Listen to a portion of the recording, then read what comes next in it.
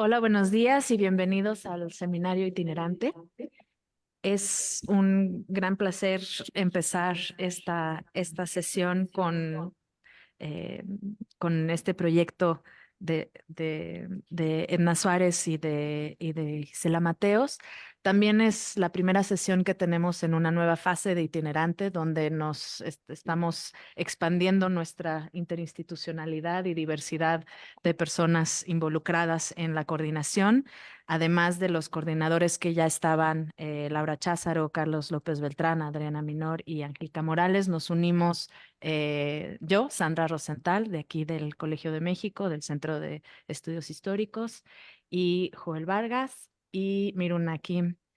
Así es de que da realmente gusto empezar esta nueva sesión y tener esta presentación. Eh, Vamos a darle pronto la palabra a las autoras. El proyecto, bueno, el texto, la conferencia se llama El proyecto más ambicioso, promesas de agua y átomos en la frontera entre México y Estados Unidos, 1963 a 1968, y comentará después de la presentación Luisa Boites, también de aquí del Centro de Estudios Históricos del Colegio de México. Voy a darles brevemente las semblanzas de las autoras y del comentarista, porque tuvimos algunos problemas técnicos, entonces empezamos un poco tarde, entonces para darles pronto la palabra. Edna Suárez es doctora en ciencias, en biología por la Facultad de Ciencias de la UNAM y profesora en la misma institución desde el 96. Ha sido Research Fellow en el Instituto Max Planck de Historia de la Ciencia de Berlín y profesora visitante en la Universidad Estatal de Oregon y la Ruhr University en Bochum, Alemania. Se dedica a la historia social de la ciencia y de la tecnología, así como aspectos de la epistemología histórica de las ciencias de la vida en el siglo XX. Ha publicado sobre la historia de la evolución molecular, las ciencias de la vida y las ciencias y tecnologías nucleares, y sus líneas de investigación abarcan la historia social de la ciencia mexicana y las tecnologías nucleares durante la Guerra Fría, el estudio de la evolución y variación de poblaciones humanas internacionalmente y en México en el contexto de la segunda posguerra, así como la relación entre biomedicina y salud pública global en el contexto del socialismo y de la Guerra Fría. Actualmente trabaja en dos proyectos de investigación, uno de la Wellcome Trust sobre socialismo, medicina y salud global tras la Segunda Guerra Mundial y otro financiado por el CONACYT sobre itinerarios del desarrollo, ciencia y tecnología en México con la doctora Gisela Mateos. Gisela es investigadora en el Centro de Investigaciones Interdisciplinarias en Ciencias y Humanidades de la UNAM. Imparte cursos en la licenciatura en las carreras de Biología y Física en la Facultad de Ciencias y en el posgrado en Filosofía de la Ciencia. Sus intereses de investigación son la historia de la física en el siglo XX, en el periodo correspondiente a la Guerra Fría, así como estudios sobre la cultura material de la física. Actualmente trabaja con la doctora Edna Suárez en cómo México ingresó en la era nuclear en las décadas del desarrollismo y ha publicado artículos y capítulos del libro, además de participar en varios congresos internacionales y dirigido varias tesis en historias de la ciencia a nivel de licenciatura y de posgrado. Y Luisa Boites es profesor investigador del Centro de Estudios Históricos en el Colegio de México. Estudió la licenciatura en Antropología Social, colega, por la Universidad Autónoma Metropolitana de Iztapalapa y el doctorado en Historia por el Colegio de México. Sus líneas de investigación son los usos del agua en México en el siglo XIX y XX, el norte de México y la historia fiscal de México del siglo XX, temas sobre los que ha publicado extensamente. Su libro más reciente se titula Los últimos años de la Reforma Agraria Mexicana, una historia política desde el noroeste, 1971 a 1991. El último de una serie de investigaciones sobre el norte mexicano a las que se ha dedicado desde los años 90. Imparte cursos de historia política de México en el siglo XX y de historia y usos del agua. Y ha recibido muchos reconocimientos y muy recientemente su nombramiento como investigador emérito del SNI 2, del SNI, no SNI 2, ¿no? Del SNI. Muchas gracias y bueno, les damos la palabra para que empecemos. Bueno, Gracias, Sandra. Bueno, qué gusto estar aquí. Voy a hablar un poquito del contexto de este texto que vamos a presentar Gisela y yo, y que nos va a comentar muy amablemente Luis Aboites. Bueno, este texto forma parte de una larga historia de más de una década en la que Gisela y yo hemos trabajado en la historia de las ciencias nucleares en México. Este proyecto nos llevó muy naturalmente a indagar cuestiones que están generalmente fuera del ámbito tradicional o de una historia de la ciencia tradicional, como son las décadas del desarrollo, el papel de la asistencia técnica en la historia social de México, en la construcción de una comunidad científica en la segunda posguerra. Y bueno, esto nos ha obligado a meternos a temas del desarrollismo, un poquito de historia económica, etcétera. Pero estas comunidades a veces no se hablan, en especial los historiadores de la economía, por ejemplo, o los historiadores sociales no se hablan con los historiadores de la ciencia y la tecnología. En particular, eso ocurre en nuestro país. Y entonces, el proyecto más reciente que tenemos, Gisela y yo, es un proyecto de CONACYT que se llama Itinerarios de la Asistencia Técnica y el Desarrollo, proyectos de ciencia y tecnología en las décadas entre 1945 y 1989, que es el fin de la Guerra Fría. Y en este proyecto hemos estado invitando a autores a que colaboren con temas que tienen que ver con la historia del conocimiento y de las tecnologías en este periodo, y también hemos tratado de incluir historiadores de la economía, lo cual ha sido como difícil establecer esto. Y este texto que nos va a comentar Luis es parte de un volumen que es resultado de este proyecto. Es un volumen que va a ser publicado por Palgrave y bueno, que tiene diferentes capítulos. Entonces, así se inserta en este contexto este capítulo. Bueno, el capítulo se llama El proyecto más ambicioso, promesas de agua y átomos en la frontera entre México y Estados Unidos.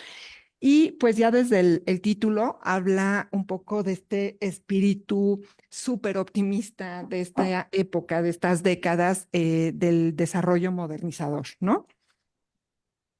Y bueno, había de hecho otras citas igualmente exuberantes y optimistas que en la literatura también estadounidense, no solamente entre nuestros autores mexicanos. Al final elegimos esa cita, que es una cita de el ingeniero Nabor Carrillo Flores, pero bueno, posteriormente fuimos, bueno, habíamos escogido otras citas y decidimos que esa era una cita adecuada. Bueno. ¿Cuáles son los temas centrales que queremos tratar en este capítulo? Pues obviamente la movilización de recursos materiales, humanos, tecnocientíficos en el contexto del optimismo modernizador y del desarrollo.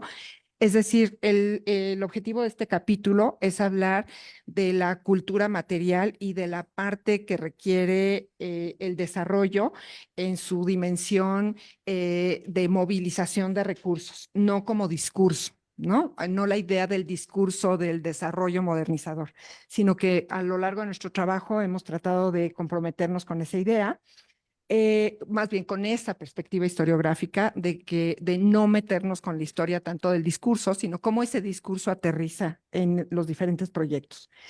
Obviamente, otro de los temas que trata de ilustrar este capítulo es que estas altas expectativas que se imponen o que tienen los proyectos modernizadores o estos grandes proyectos en esta época no se corresponden con un montonal de limitaciones. En el caso específico del que estamos hablando, con las limitaciones que en esa época tenían las tecnologías nucleares y incluso no solo las tecnologías nucleares, sino la planeación económica. La economía es también una ciencia, un saber que va a tener que desarrollar nuevas herramientas para poder lidiar con la complejidad de los grandes proyectos de infraestructura. Obviamente también va a haber limitaciones financieras. Otro de los aspectos es hablar de las sinergias y retos, y Gisela se va a enfocar más a estos temas, todos estos retos que va a imponer tanto los aspectos, digamos, tecnocientíficos de estas tecnologías como otros aspectos económicos y sociales, ¿no? Bueno, ya Luis nos comentará, hemos llegado a enfatizar en este capítulo la parte que tiene que ver con el agua, pero en realidad es también una historia de electricidad, ¿no? Y de átomos, ¿no? Bueno, entonces hemos estado, como les comentaba, trabajando en estos temas en la última más de una década y un poco el argumento o cómo empieza nuestro capítulo es situando a nuestros personajes en donde se ubican estas personas. Está en la segunda fila a la derecha con unos audífonos el doctor Carlos Greff, ingeniero de formación originalmente, pero después físico. Al frente tenemos a Fernando Alba con el traje más claro y atrás también al doctor Manuel Sandoval Vallarta. Y una, una de las razones por las que llegamos a esta historia es siguiendo, por ejemplo, estos personajes, estas instituciones que se crean en la posguerra, pues México en estas décadas tuvo que crear un grupo, cuadros de expertos en ciencias nucleares, en ingeniería nuclear, en un montonal de ramas en donde realmente había muy, muy escasa experticia, ¿no? O sea, antes de la Segunda Guerra Mundial, solamente Sandoval Vallarta, ¿no? Trabajaba temas que tenían que ver con lo que va a ser la energía nuclear. Y bueno, en los años 50 se va a empezar una formación importante de estas comunidades. Y es en este contexto que se plantea este proyecto del que vamos a hablar, que es una planta dual, una planta nuclear que va a generar tanto agua desalinizada como electricidad en el norte de México. Esta es una cita de Nabor Carrillo, que probablemente ustedes saben, es un ingeniero especializado en mecánica de suelos en Harvard. Es una tradición muy importante dentro de la ingeniería mexicana trabajar en la mecánica de suelos, casi por razones obvias para todos los que vivimos en la Ciudad de México. Y estudia en Harvard, pertenece a una familia política muy importante. Su hermano Antonio Carrillo Flores es un personaje muy importante de la política mexicana. Y va a ser rector de la Universidad de México en los años 50, cuando se construye Ciudad Universitaria. Y bueno, él se va a convertir en el más importante promotor de la energía nuclear en México. Y bueno, pues esta cita que le da título a nuestro capítulo, nos habla de lo bombástico que es estas expectativas, estas promesas de lo que va a traer lo atómico y el desarrollo, ¿no? This is indeed a most ambitious project. It may be the most ambitious in the world, ¿no? Y bueno, va a ser un landmark, ¿no? Y así se visualiza también dentro de los Estados Unidos. Esto no es una exageración de Nabor Carrillo, ¿no? Las citas que teníamos del secretario de Interior de los Estados Unidos o de Lyndon Johnson son incluso igual, ¿no? De optimistas. Bueno. Entonces, el capítulo trata de cómo se crea un grupo de estudio para analizar la factibilidad de construir este proyecto tan ambicioso que va a dotar de electricidad y recursos hidráulicos a una zona que históricamente tiene una gran crisis de agua y tiene que ver con las aguas del río Colorado. Entonces, se va a instaurar este grupo tripartita de estudio en 1965, las pláticas empiezan en 1963 y es interesante ver que se empiezan estas pláticas al mismo tiempo que se empiezan pláticas con el gobierno de Israel, o sea, tiene una gran trascendencia geopolítica, tecnológica, este tipo de proyectos que va a impulsar el presidente Lyndon Johnson. Y para poder llevar a cabo este grupo de estudio que va a analizar la factibilidad de este proyecto tan grande, se van a organizar los Estados Unidos y México con la coordinación del Organismo Internacional de Energía Atómica. Esto ocurre en una época de muy buenas relaciones entre los gobiernos de México y Estados Unidos. Aquí vemos muy contento, de hecho hicieron varias visitas, tanto Gustavo Díaz Ordaz como Lyndon Johnson. Hay fotografías muy, muy impactantes de esta época. Y bueno, se dota obviamente de un presupuesto. Y algo que es bien interesante de este grupo de estudio es que va a involucrar a expertos en diferentes áreas de la ciencia y la tecnología, que cada vez va a ser más amplio, ¿no? Por ejemplo, al principio se van a integrar representantes de los ámbitos de la generación de la electricidad, de los recursos hidráulicos, en el caso de México, la Secretaría de Recursos Hidráulicos, la ingeniería nuclear, y hay pocos en México en aquel momento de la desalinización. pero cada vez más se van a ir integrando expertos de muchísimas áreas, ¿no? La sismología, la hidrología, la meteorología, bueno, muchísima, la geofísica en este proyecto, ¿no?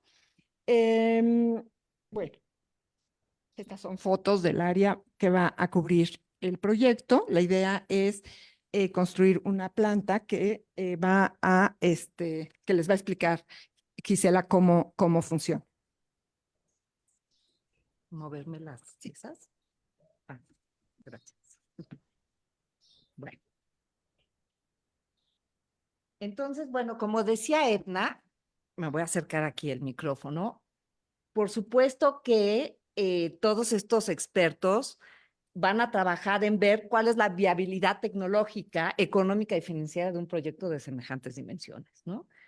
Van a participar los ingenieros del desarrollo, que esto es interesante, esto lo encontramos por cómo se describen a sí mismos en esa época, este grupo de ingenieros del desarrollo, lo cual nos pareció muy interesante en términos de cómo se ven a sí mismos construyendo estas infraestructuras para el futuro, ¿no?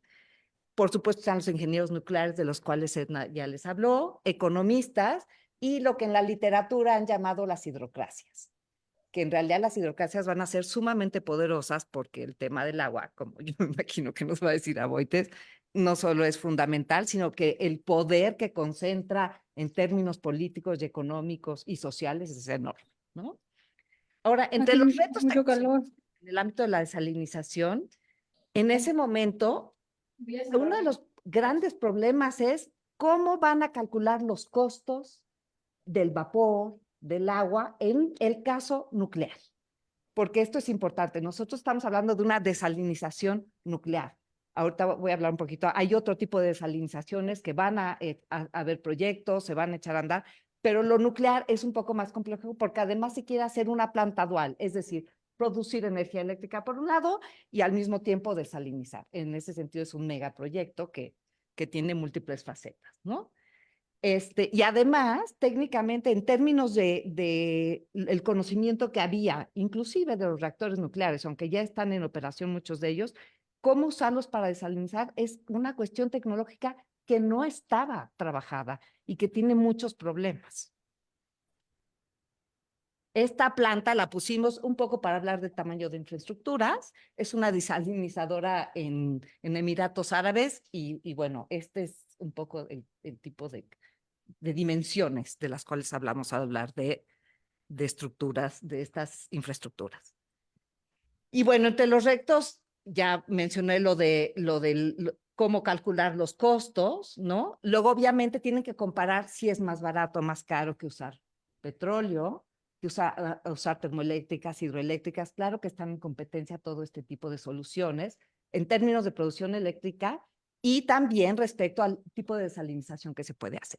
Las desalinizaciones pueden ser por destilación, por ósmosis inversa. Hay varios procesos químicos que permiten desalinizar y además depende qué quieras desalinizar, porque también aquí hay que dividir como en dos grandes grupos, la desalinización de agua de mar y la desalinización de aguas salobres, que no es lo mismo. Las aguas salobres tienen menos sales que el agua de mar, ¿no? Entonces admiten otro tipo de procesos, pero bueno, todos son, en principio, muy caros, ¿no? Salvo quizá es menos caro el que haces en tu casa, que uno también puede desalinizar en casa.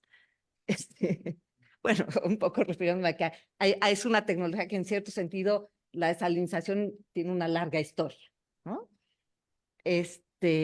Y esto de la falta de experticia en aplicar la energía nuclear para esto, uno de los problemas que tienen es no saben cómo hacer para que no se radie el agua que se va a convertir en agua potable.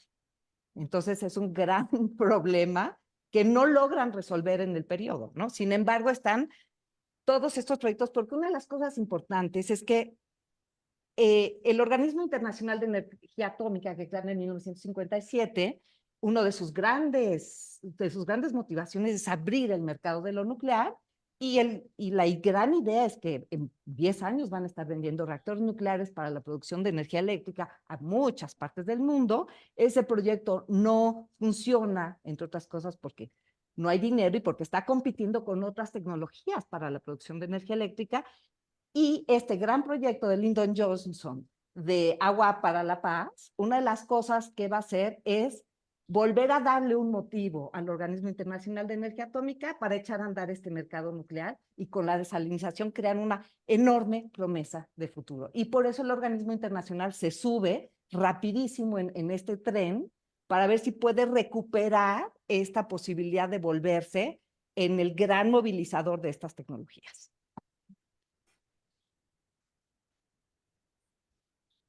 Bueno, esta historia moviliza en este sentido, sobre todo promesas, pero se abandona el proyecto en 1968, ¿no? Dura 3 años el estudio que se ponen a hacer y va a haber una falta de viabilidad política, legal y económica, ya que una infraestructura, Relaciones Exteriores manda a decir por el Senado que no puede pertenecer a Estados Unidos y a México, la desalinizadora nuclear, ahí donde va a estar. O sea, hay un tema, el territorio le pertenece a México y supongamos que Estados Unidos sí puede ayudar a construir la infraestructura, pero entonces, ¿de quién es la infraestructura? Y ese problema va a ser una limitante fundamental de que no se pueda construir en ese momento, ¿no? El costo, y un poco para decirles, aquí es una cifra abstracta, la verdad, pero es 1/3 de lo que gastaron en el proyecto Manhattan. Para que vean las dimensiones desproporcionadas de lo que implica crear dicha infraestructura. Nabor Carrillo se muere en febrero de 1967 y como decía Edna, Nabor Carrillo es un gran impulsor de la energía nuclear en México, pero cuando decimos que es impulsor, moviliza muchísimos recursos económicos para sustentar la posibilidad de que exista y al morirse, en este sentido hay muchos proyectos muy personalizados, pues el apoyo se diluye, ¿sí? Por otro lado, este es parte de una larga historia que hemos trabajado Edna y yo, que es el poco apoyo a las tecnologías nucleares en México y sobre todo en este periodo va a coincidir con que se va a firmar el Tratado de Tlatelolco. O sea, simultáneo a este gran proyecto están todas las negociaciones para la no proliferación de armas nucleares en América Latina y eso va a tener un impacto directo en cómo se va a apoyar lo nuclear en México y va a haber una pérdida de ese apoyo a lo nuclear, ¿no? Y luego Lyndon Johnson retira su candidatura. Y entonces este era un proyecto, el de Agua para la Paz, que era como bien dice Edna, era su proyecto mascota, su pet project. Y al irse Lyndon Johnson, pues se va el proyecto también, que esa es otra de las características, estos grandes proyectos que van a representar a una presidencia, ¿no? Esta foto, bueno, no es una foto, bueno, es una foto del proyecto. Cuando se hace el estudio, al final se entrega los resultados, es un folletito casi, y está esta foto de cómo visualizaban que iba a ser la desalinizadora. Bueno, nos parece muy importante en términos de propuesta arquitectónica, como decía hace rato Angélica, claro que es muy, muy sesenteno, ¿no? Pero bueno, esta era la idea de cómo se planteaba esta visión de futuro, que eso es algo que está todo el tiempo en juego en estas grandes promesas de dichas infraestructuras. Y bueno, las conclusiones, a ver, más o menos claro que hay asimetrías en toda esta historia, ¿no? Esta incertidumbre respecto a la demanda y la ausencia de infraestructuras, claramente se va a ver esta asimetría en la posibilidad o no de absorber tanto el agua como la energía eléctrica que se va a producir. Estados Unidos tiene las carreteras, tiene la infraestructura de torres eléctricas que van a poder absorber la electricidad, tiene los ductos para mover agua. En México en ese momento no tienen la posibilidad de absorber todo lo que supuestamente va a producir semejante infraestructura. Y ese es un tema que obviamente también va a jugar en esta historia y se discute mucho, de que México no tenemos toda la red eléctrica necesaria y vamos a tener que construirla, y eso pues cuesta mucho dinero, ¿no? Los problemas científicos y tecnológicos no resueltos, la falta de experticia en la desalinización nuclear, ¿no? Los aspectos legales que van a jugar un papel fundamental de por qué no se hace. Y luego también está esta cuestión esencial que durante todo el periodo en el que están apoyando este proyecto viene esta distinción que hacen los estados, que es una característica del Estado moderno, de decir, esto es un problema técnico más no político. Y en los discursos y cómo van elaborando, todo el tiempo van a separar estos, no es que estén separados, obviamente no estamos diciendo eso, pero ellos trabajan, sobre todo los ingenieros, tienen una enorme capacidad de crear estos discursos de lo técnico y separarlo de las decisiones políticas, ¿no? Y la otra cosa que es fundamental es que estos futuros imaginados, estos deseos de futuro, son una fuerza motriz del presente, son las que movilizan estos recursos, movilizan a estos expertos, movilizan estas tecnologías para un futuro que además estamos hablando de futuros de 30 años, no son ni siquiera futuros tan cercanos, ¿no? Pero, ¿qué queda después de que un proyecto se paraliza y se derrumba este futuro? No se llega a construir nada de esta infraestructura. Bueno, de las cosas que quedan, y también hay que ver que hay sinergias y hay cosas positivas, bueno, una son estas relaciones entre diferentes actores, claro, son redes transnacionales que se van a consolidar de manera muy importante y se crean nuevas experticias, o sea, toda esta movilización de estos expertos para entender cómo hacer esta desalinización lleva a especializarse en desalinización y en lo nuclear, ¿de acuerdo? Entonces sí va a movilizar experticias hacia el futuro y hay algo que bueno, después de leer cuestiones sobre infraestructuras, creemos que el futuro, sin embargo, no se derrumba del todo, ¿no? La promesa de construir centrales nucleares desaladoras para suministrar agua dulce y energía al desierto sigue viva. De alguna manera, el trabajo de este grupo de estudio en los años 60 sienta las bases para crear esta esperanza. Y eso lo vemos. Si bien la desalinización nuclear, hay un intento en la Unión Soviética de aguas salobres, se cierra porque no les funciona bien, pero la desalinización nuclear como tal sigue siendo una promesa de futuro, sigue estando en los proyectos, sobre todo ahora que tienen tanto dinero los países petroleros del Medio Oriente. Se han hecho otros proyectos de desalinización, pero la desalinización nuclear sigue estando ahí como es, una promesa de futuro. Gracias.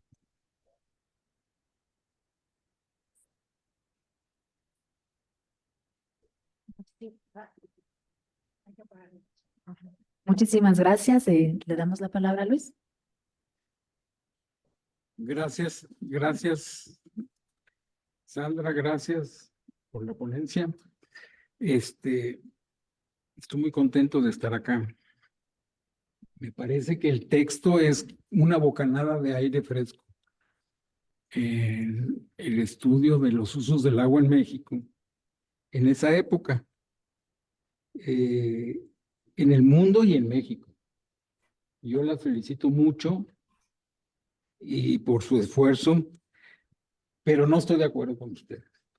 Y entonces, una cosa es una cosa, y como decía mi madre, y otra cosa es otra cosa. El primero tiene que ver con la época, el primer comentario, que algo que mencionaron ustedes, el optimismo.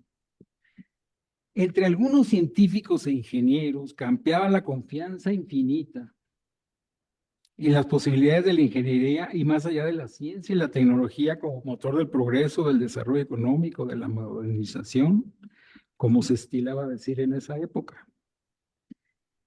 En esos años, si bien en declive, los ingenieros se sentían capaces y seguros de dominar la naturaleza y ponerla al servicio de la humanidad. También en la época del Plino, ¿se acuerdan que les comenté? Un enorme proyecto para llevar agua del más húmedo norte de Nayarit y sur de Sinaloa al más árido Sonora. Aquí hay una recomendación de que entrevisten a un viejito ingeniero que todavía vive y vive en Hermosillo y que es una joya, ¿no? Historiográfica. Todos esos proyectos que suponían un enorme gasto gubernamental no se llevaron a cabo. En esos años, un geógrafo en México proponía incluso obtener agua de un iceberg del Polo Norte para impulsar la agricultura norteña. No se olvidaba ni en México ni en Estados Unidos la prolongada sequía de la década de 1950, cosa que ustedes no consideran. Y tampoco consideran que el año de 68 fue muy lluvioso en México. Muy lluvioso.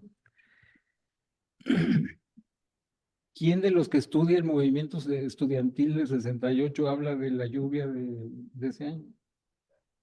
Estamos separados, ustedes con sus desertificaciones, desalinizaciones nucleares, nosotros con el clima. Bueno, el segundo comentario es que ese optimismo venía menos. Tiene que ver mucho con Rachel Carson sobre los males del DDT en su libro Silent Spring, aparecido en 1962. A esos indicios hay que agregar los mexicanos, el arsenicismo lagunero.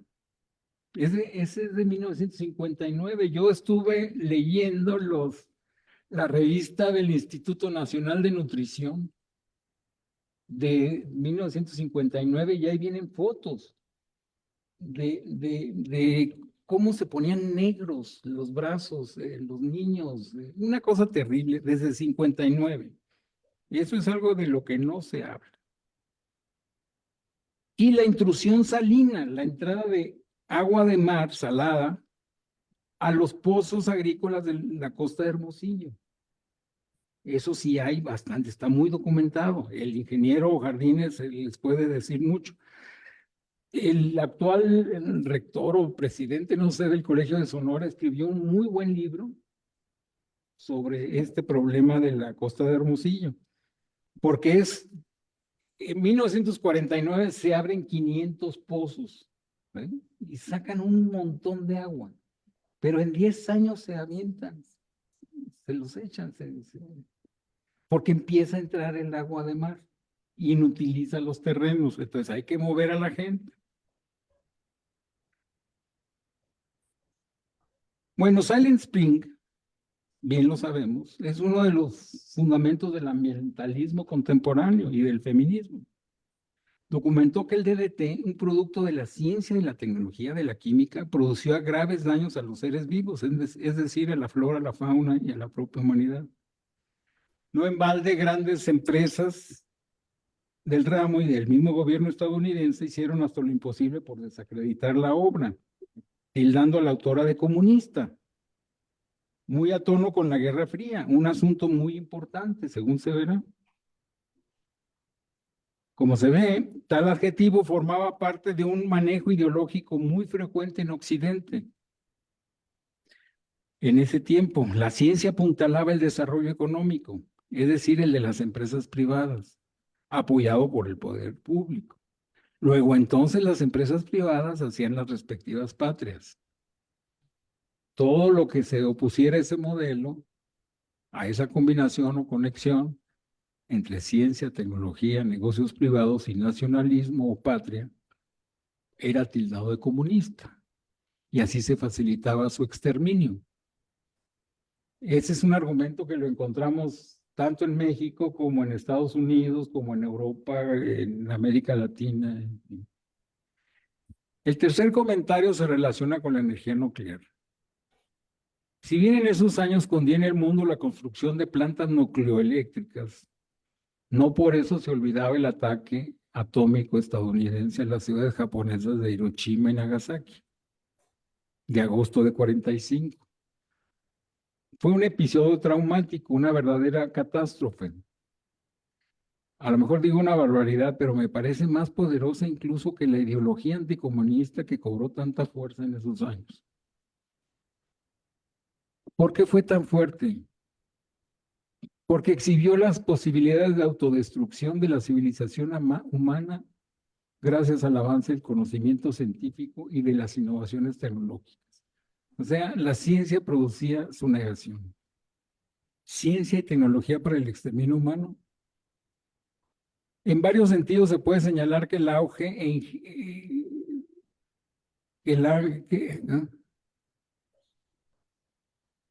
que el auge científico e ingenieril llegó a su cima precisamente en agosto de 45. Desde entonces se inició su declive, en el que se ubica el desarrollo, el ambicioso proyecto de la planta desaladora baja californiana movida por energía nuclear. También propició el desprestigio de la noción de progreso y que fue sustituido por el de desarrollo económico.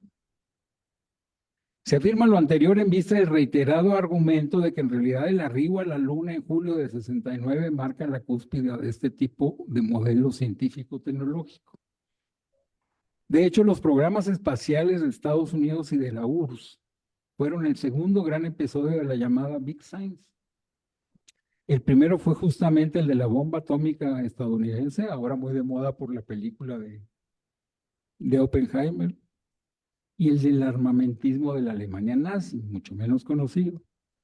No extraña por ello el gran impulso después de Estados Unidos, después de 45, al uso pacífico de la energía nuclear, en el que se inscribe este proyecto para obras para incrementar la generación de electricidad y obtener agua potable. Hace pensar que una especie de culpa rondaba en la cabeza y en los corazones de los políticos, funcionarios y aún de los físicos estadounidenses. Se subrayan en el texto los discursos de los presidentes estadounidenses de 1953 y 65, átomos para la paz y agua para la paz, respectivamente. Sin embargo, parece que la energía nuclear llegó para no quedarse, una suerte de debut y despedida. Algo de todo esto hace falta en el texto. Si no se hace, la historia que se cuenta se reduce a la descripción de avatares muy institucionales de estos proyectos y de sus hacedores, por ejemplo, el de sus redes transnacionales. A mi modo de ver, el tema de esas redes es fascinante, pero de ningún modo suficiente.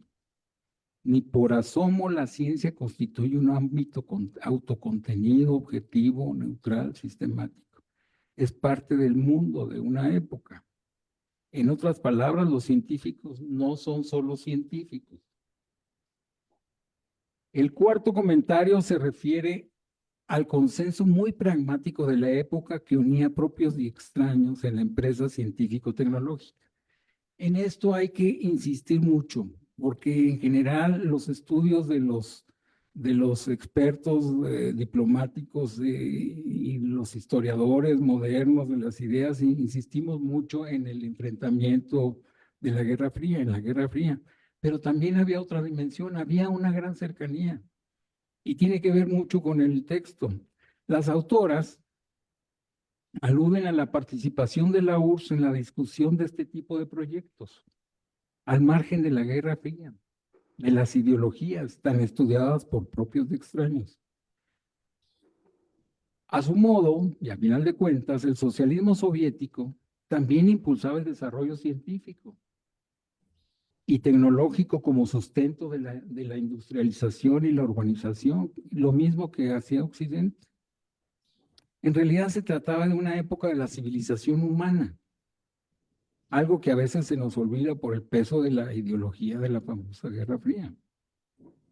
Pero al mismo tiempo esta guerra también existía e imponía, además de los objetivos contra la obra de Carson, otra conflagración bélica, la de Vietnam. Sorprende que el artículo no se le mencione. Arreció justo en 65. Justo en 65, cuando el presidente Johnson hacía pública su iniciativa citada de Agua para la Paz. O sea, por un lado, se echaba el rollo del agua para la paz y por otro lado, intensificaba el envío de soldados a pobre paisito este. El resultado fue una contienda costosa y dolorosa, sobre todo para los vietnamitas. Sabemos que a la postre esta guerra concluyó con la derrota estadounidense, la gran potencia industrial y militar de Occidente. Al mismo tiempo, empero, la intervención armada en Vietnam dio gran empuje a la industria armamentista de ese país, tan influyente en el financiamiento de instituciones de educación superior de aquel país, como el MIT. Adriana me recomendó un libro de historia del MIT, buenísimo. Pone una gráfica de cómo el financiamiento federal en defensa aumentó en la década después de la Segunda Guerra. Es impresionante la idea del libre pensamiento y todas esas cosas quedan bastante maltrechas. En ese contexto se inscribe al parecer el fórum que citan las autoras, el Fórum de la Industria Nuclear, fundado en 48 en Nueva York, que citan en la página 8 del texto. Ahora bien, la guerra de Vietnam no evitó el declive económico occidental capitalista de la década de 60. Ustedes lo señalan, pero nada más de paso. Tal vez lo pospuso unos cuantos años. Lo que sí produjo fue el gran endeudamiento gubernamental estadounidense, un aspecto que será decisivo para el mundo entero en la década siguiente. Como se sabe además, la década de 1960 se caracteriza por una gran inconformidad social. El quinto comentario tiene que ver con el papel del Estado, del financiamiento público. En el texto no se repara en el hecho de que todos los funcionarios y físicos involucrados vivían de la nómina gubernamental de sus respectivos países. Y esto que se dice fácil no siempre había sido así. Todavía a principios del siglo XX se consideraba que el Estado debía limitar su red de acción a las labores adjudicadas por la historia y por el liberalismo decimonónico, es decir, la administración, la fiscalidad, la justicia, incluyendo por supuesto la defensa o la expansión territorial, el imperialismo y el intervencionismo militar. Todo ello, sin embargo, venía cambiando desde principios del siglo XIX, por las revoluciones, las inconformidades, por la expansión urbana. Ganó velocidad a raíz de la Primera Guerra, 1914-1918, y sobre todo en la década de 1930. En Occidente, el Estado, por la crisis económica mundial, se vio obligado a ampliar su intervención en la economía. Así lo constata el proyecto Manhattan, que dio paso a la bomba atómica, la energía nuclear, uno de los temas medulares del artículo.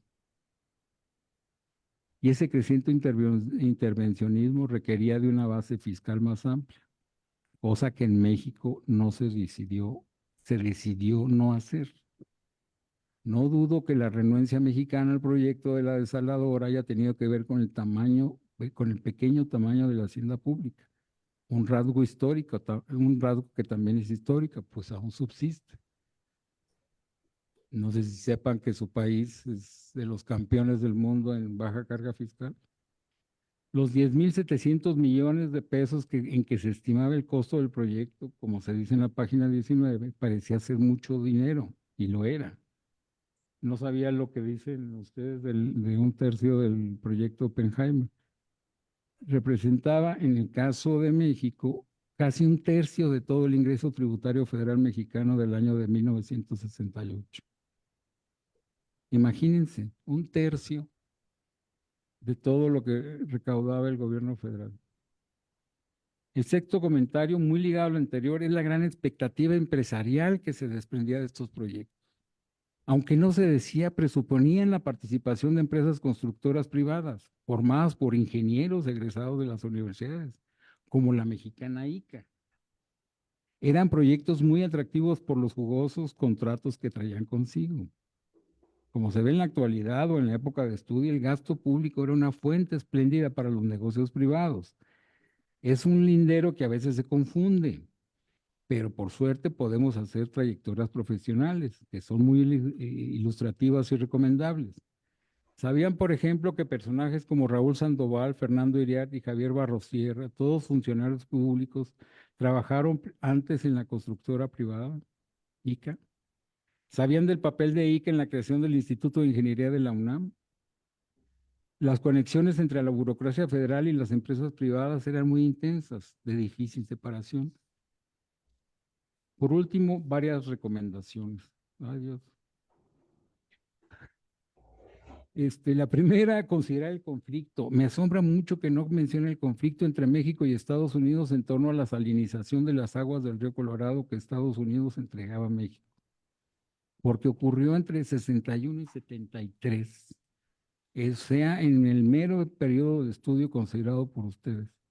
Se refiere al problema del ensalitramiento de tierras del Valle de Mexicali. Estalló luego de que en el país vecino se construyó un dren, el Welton Mohawk, en 1961, que elevó notablemente el contenido de sales. Ahí pongo el alza. En 73 se llegó a un acuerdo entre los dos países que redujo la salinidad a un máximo X.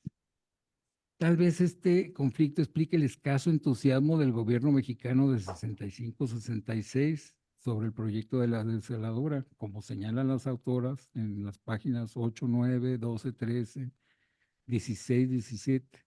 Los entusiastas eran los funcionarios y físicos estadounidenses y mexicanos por igual, en particular Gref Fernández. Pero por lo visto el entusiasmo no campeaba en otros ámbitos del gobierno mexicano. ¿Hay alguna relación del final de este proyecto en septiembre de 68 con el movimiento estudiantil y con la celebración de los Juegos Olímpicos? ¿O no? También bueno, más adelante la agrego. La segunda es que urge agregar la estimación de la capacidad de la planta en términos del sistema métrico decimal para poner la capacidad en metros cúbicos y referirla al tratado de 1944. En la página 8 se menciona la capacidad de producción de entre 50 y 300 galones diarios. ¿De cuántos metros cúbicos estamos hablando? ¿Y qué porcentaje representa de lo que Estados Unidos se comprometió a entregar a México cada año? La tercera recomendación se refiere a la revisión del archivo histórico del agua en el ramo consultivo técnico. También necesitamos que ustedes consideren el archivo de la Secretaría de Relaciones Exteriores, porque es claro que la bronca está ahí. Y además la bronca es entre hermanos. Ahora justamente caí en cuenta de eso, entre Nabor y Antonio. ¿Nabor era mayor que Antonio o Antonio era mayor? Antonio era mayor, entonces entre el hermano mayor y el hermano menor. Me parece que sería una lista muy, muy importante, porque a la energía nuclear viene el tratado de no proliferación de armas nucleares, hay que pararlo. A la energía nuclear todo el mundo le tenía pavor, ¿sí? Entonces, bueno,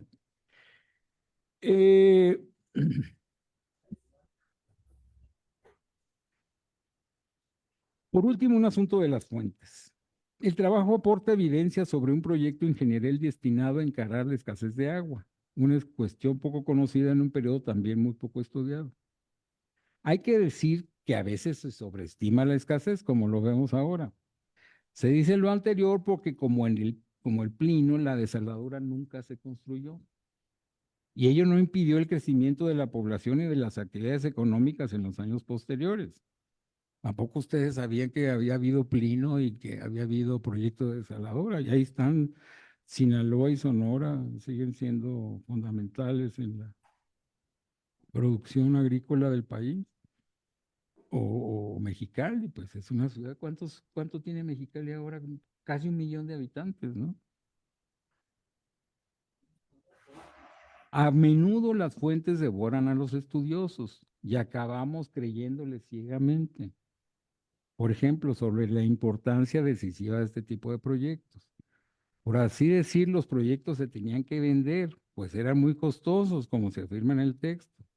Espero que no les ocurra lo mismo a las autoras de este texto. Ojalá sean muy críticas con ellas, mal pensadas, en el mejor sentido del término. Lo mismo se decía, se me ocurre, acerca de la inminente destrucción de la civilización humana que traían consigo los ataques apaches y comanches en el septentrión hispano mexicano, 200 años antes de ustedes. Tal destrucción, lo sabemos ahora, nunca ocurrió.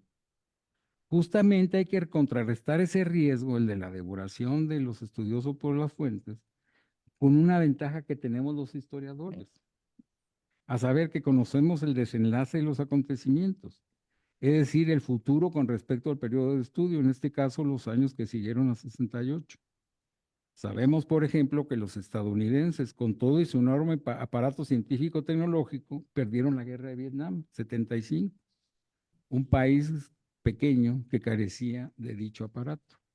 Era un mundo muy desigual, como también se nota al final del texto en relación con las grandes limitaciones de la infraestructura eléctrica mexicana. En ese mundo se hacía la ciencia, no en otro.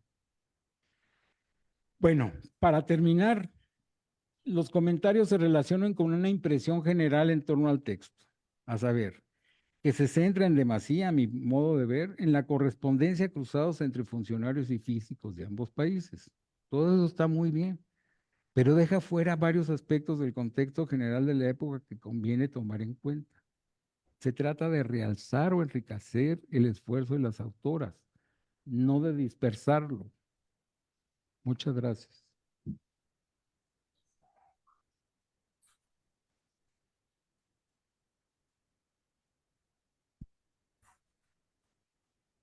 Ya sirve bien, sí, ¿verdad? Bueno, muchísimas gracias, Luis. Sobre todo tomamos muchísima nota de estos eventos muy importantes de la historia local del agua, como, bueno, esto que mencionas de la crisis, el conflicto por la salinización de las aguas, son parte del contexto muy importante, como dices tú, el antecedente de la década previa la sequía de los años 50, la revisión necesaria de otros archivos, por ejemplo, el de Relaciones Exteriores, que sí lo hemos revisado, pero no específicamente en este asunto.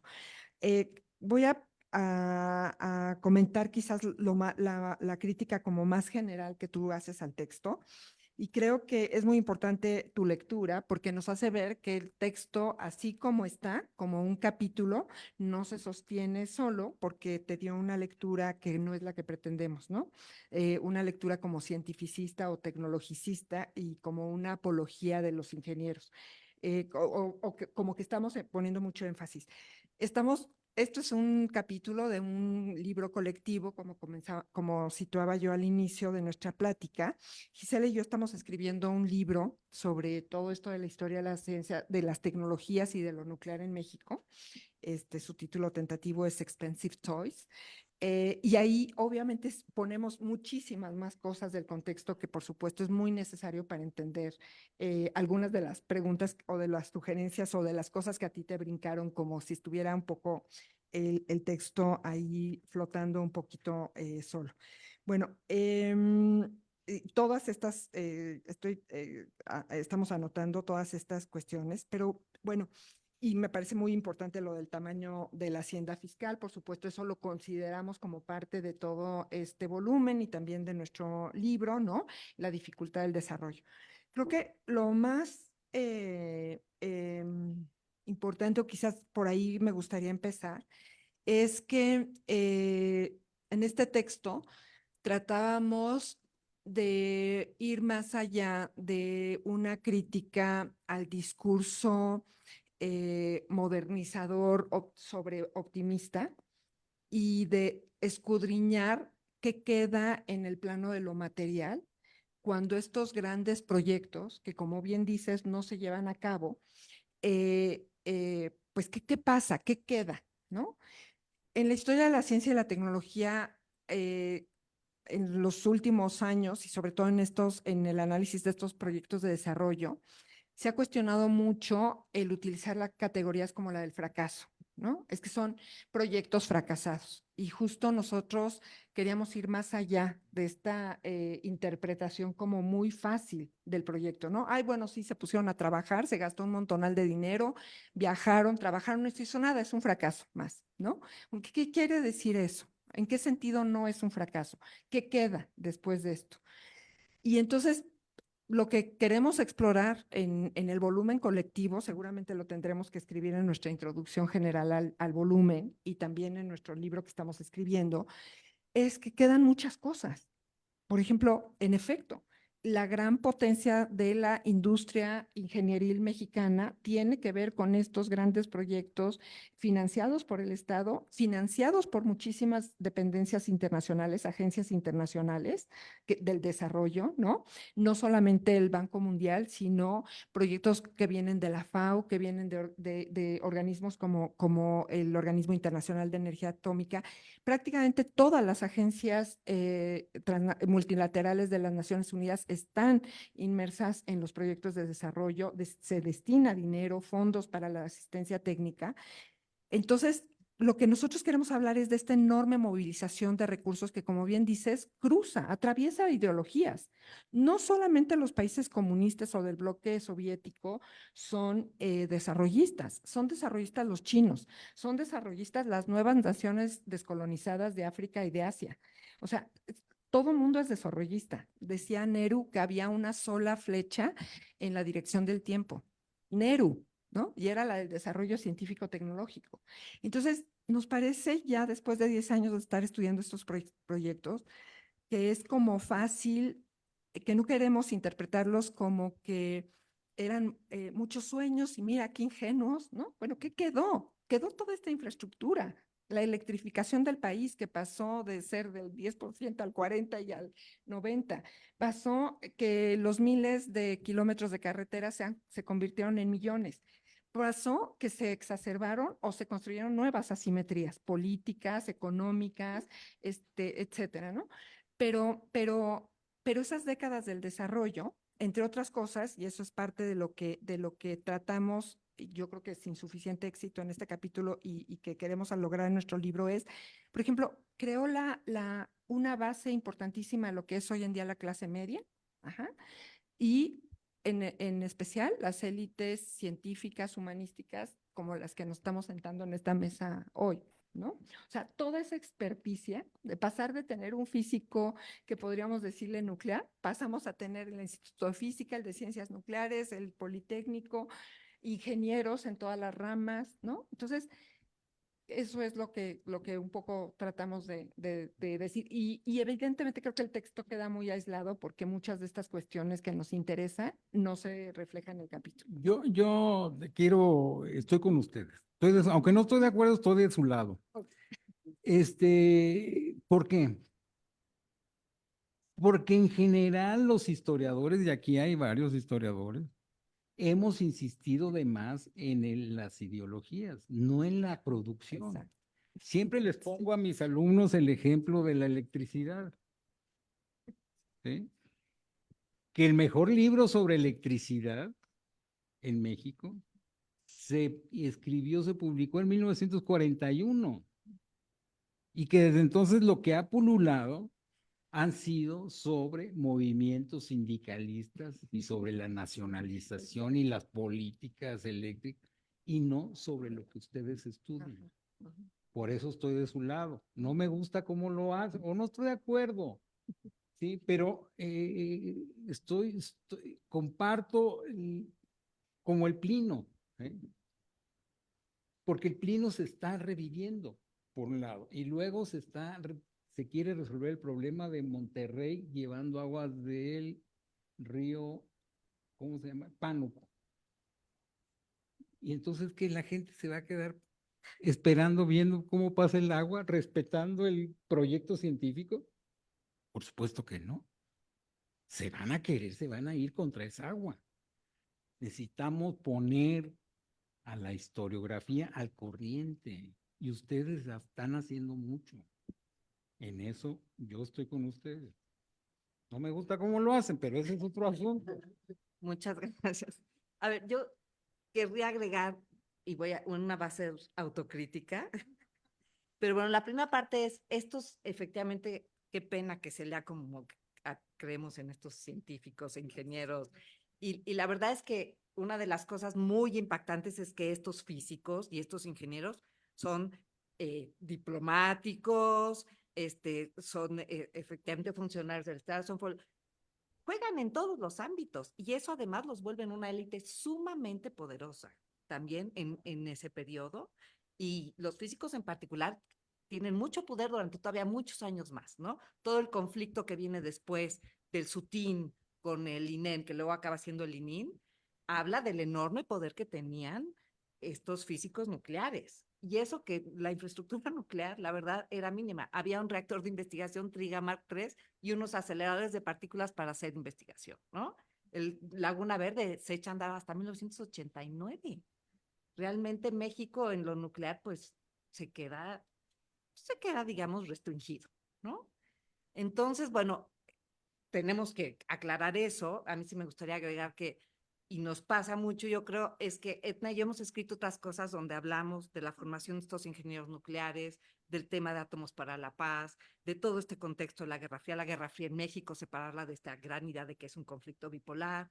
Y entonces, lo de las empresas, lo del el Atomic Forum, tenemos un artículo donde trabajamos sobre el Atomic Forum, y claro, suponemos que la gente supone lo que ya sabemos, y es un error, porque este capítulo no tiene por qué tener, tienes que leer el 1, 2, 3, 4, 5 para entenderlo. Entonces, gracias, porque eso habla de que nosotras nos falta contexto. Y hay un tema que nosotras mencionamos en el artículo y que es algo que siempre, y sobre todo ahora nos preocupa mucho, que era, por ejemplo, el territorio, quién habita estos territorios. Y cómo en estas historias no existen las personas. Y estos proyectos están vacían del mundo social la cuestión, ¿no?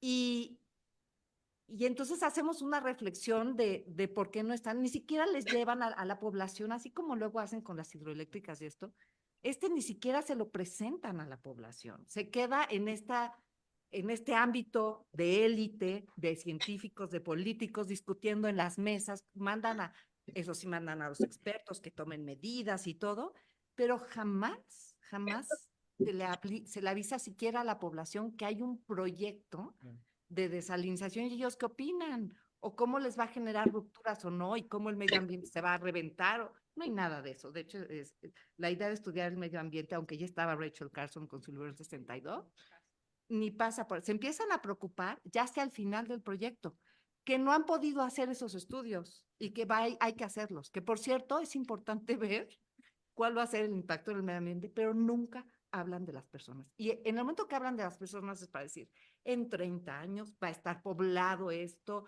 y entonces la infraestructura va a crear ciudades y, ¿no? Y entonces el campo va a crecer pero pues, ¿y quién es la población? ¿Qué necesita la población aterrizada? No aparece, ¿no?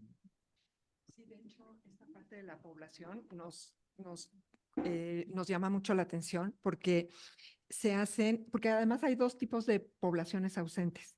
Una que es la que se teoriza y la teorizan los demógrafos y entonces jamás van y preguntan ni hablan con la gente, pero tienen planes de cómo va a crecer este Hermosillo, Tijuana, a raíz de esta posibilidad de que crezca la agricultura industrializada o la mayor capacidad eléctrica, ¿no? Entonces, este tipo de población es como abstracta y está como parte de los demógrafos, pero luego hay otra población que ni siquiera cabe en los cálculos abstractos, que es la población indígena. Por ejemplo, una de las sesiones más interesantes que hacen, que es muy bonita esa sesión de trabajo del grupo de estudio, la hacen en Arizona, en un lugar que se llama Yuma, y es porque es la zona de los Yumas, ¿no? Y entonces, por supuesto, son totalmente invisibles, esos no caben ni siquiera en las tablas abstractas de los demógrafos, ¿no? Entonces, están haciendo y hacen unos recorridos maravillosos, se ve que es como el highlight del grupo de estudio, el punto máximo de su grupo, cuando toman unos helicópteros y recorren los 4 estados, las zonas posibles donde podrían situar la planta, al final deciden que tiene que estar del lado de México, muy cerca de la frontera, ¿no? Que es un sitio adecuado porque está cerca también del Golfo de Cortés, de donde van a sacar el agua, y lo suficientemente cerca de líneas de transmisión eléctrica, ¿no? Pero ya aquí se le habló de esa asimetría. Pero sí, en efecto, está la población y las consecuencias políticas están ausentes. Y creo que quizás esa es una parte que debemos de enfatizar en las conclusiones, ¿no? Esta, esta, eh, esta decisión política de decir que ellos no son políticos, que ellos nada más se van a fijar en la parte técnica. Ya, perdón, te doy. Pues muchas gracias. Abrimos a preguntas y a comentarios. Tenemos una pregunta. Hay muchas gentes que están acompañándonos en la sesión en línea. Entonces tenemos una pregunta de Jesús que dice, ¿el proyecto de desalinización puede ser un proyecto de guerra o de presión política? Ya los israelíes lo llevaban a cabo y no lo comparten con los países afectados. Más bien lo usan para desalojar a la gente de lugares desérticos. Y bueno, tal vez quieren tomar una ronda y después. Ok, entonces, Angélica, y Maritza.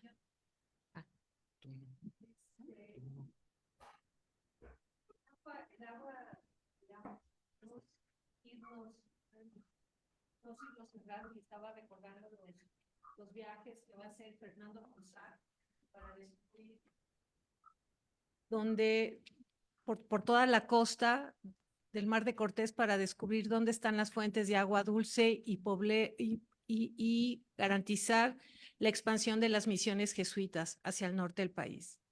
Pero también el artículo donde el Departamento de Agricultura de Washington está interviniendo en la frontera y básicamente en Baja California. Y en ese sentido, yo me preguntaba, desde que lo empecé a leer, no se dice, ustedes no lo mencionan, probablemente porque no está, pero ellos están sobre el territorio de Baja California. Estados Unidos está interesado en intervenir ese territorio. Todavía tiene el carácter, todavía no es un estado en los 60, si mal no recuerdo, ¿no? Ya, todavía no. Ya es, pero recientemente. ¿Sí? Entonces, es un territorio que ha estado en disputa, ¿no? Con migraciones, con el establecimiento de empresas, etcétera.